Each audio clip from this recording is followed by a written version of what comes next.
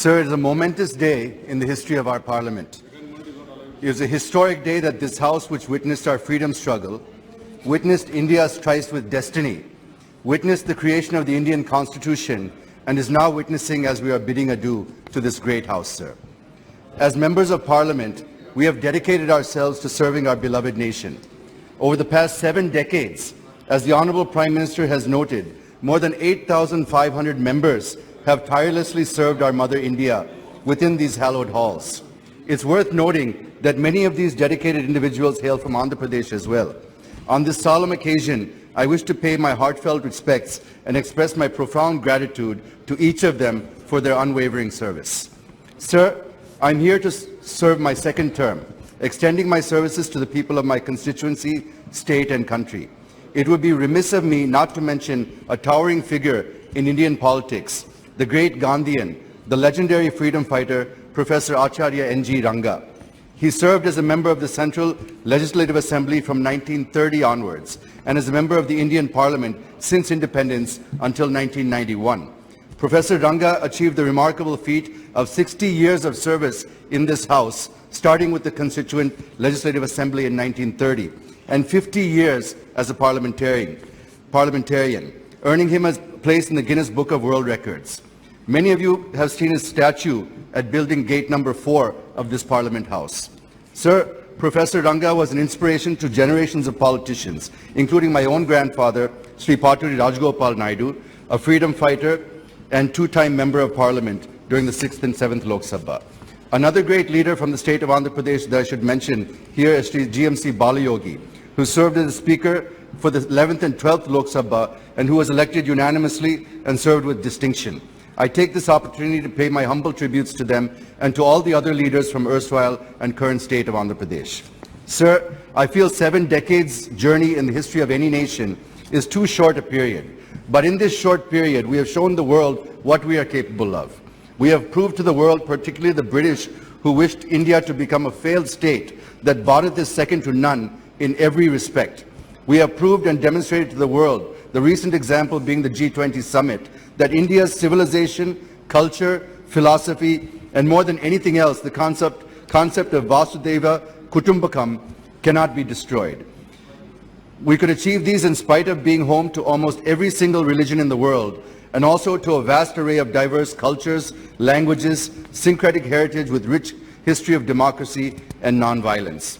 Sir, today's occasion is not to score brownie points. Today's occasion, I feel, is to remember our achievements, successes, experiences, and where we have faltered, and address them through the current discussion.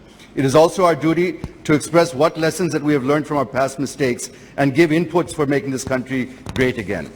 Sir, as Modi ji rightly says, that every government, every PM contributed towards the growth, progress, and development of the country. The degree of pace, commitment, and resolve might be different, but everyone contributed whatever they could for the sake of the country. So on this historic occasion, I remember all those great leaders, and I pay tributes on behalf of my Telugu Desam party and on my own behalf.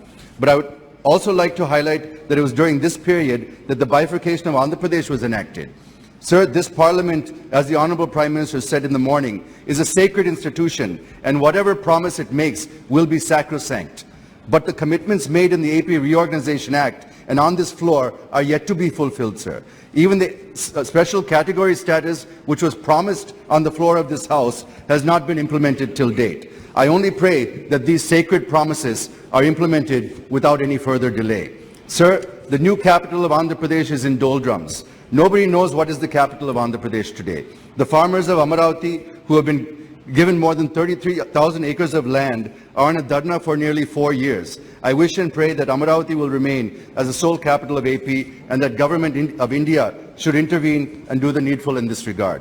Sir, from 2014, under the leadership of Honorable Prime Minister Sri Narendra Modi ji, there have been many initiatives that have been introduced aimed at making India Atmanirbhar and positioning it as a global power.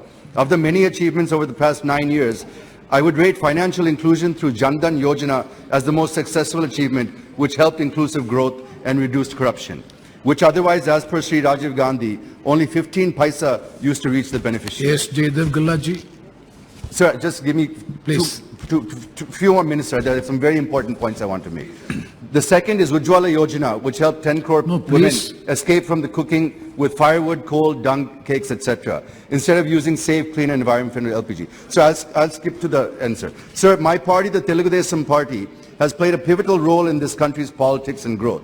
Both Sri NTR and Sri Chandra Babu Naidu garu played key roles in molding and shaping both the National Front and the United Front governments. Sir, you may recall that when Sri Vajpayee returned to power in 1999, after having lost the no-confidence motion, the TDP with 29 MPs in the Lok Sabha was the strongest partner of the NDA. And during that government, many key reforms such as banking sector reforms, telecommunication reforms, aviation reforms, the Golden Quadrilateral Project, the National Highway Development Project, and the promotion of information technology, which saw the establishment of technology parks and IT zones. All these reforms and projects were envisioned by Sri Chandra Babu Naidu garu and implemented by the central government, playing a key role in shaping India's economic growth. Sir, Dr. Kalam was also made president with the support of TDP and Sri Chandra Babu Naidu garu. Yes. Even in the recent past, the suggestions provided by him during the COVID pandemic helped our country to effectively fight it and come out resilient and stronger. And today we see that an unblemished, seasoned leader being arrested with political incarceration. It is a black day to democracy and the history of AP, sir.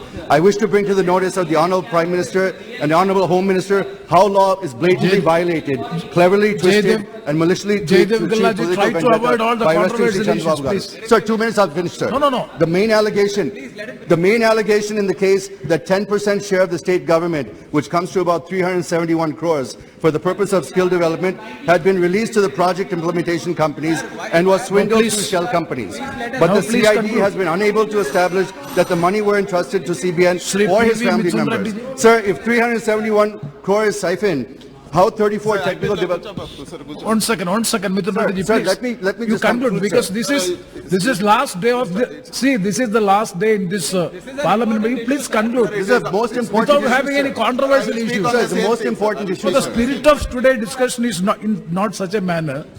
Just conclude with the sentence, please. 1 second. Sir, all I wish to submit is that this kind of political vendetta, misuse of enforcement agencies and political incarceration should be stopped in every state. And I appeal to the Honorable Prime Minister and Home Minister to direct the officials you can respond to it. to immediately release Sri Chandra Babu Naidu. Thank you, sir. Thank you.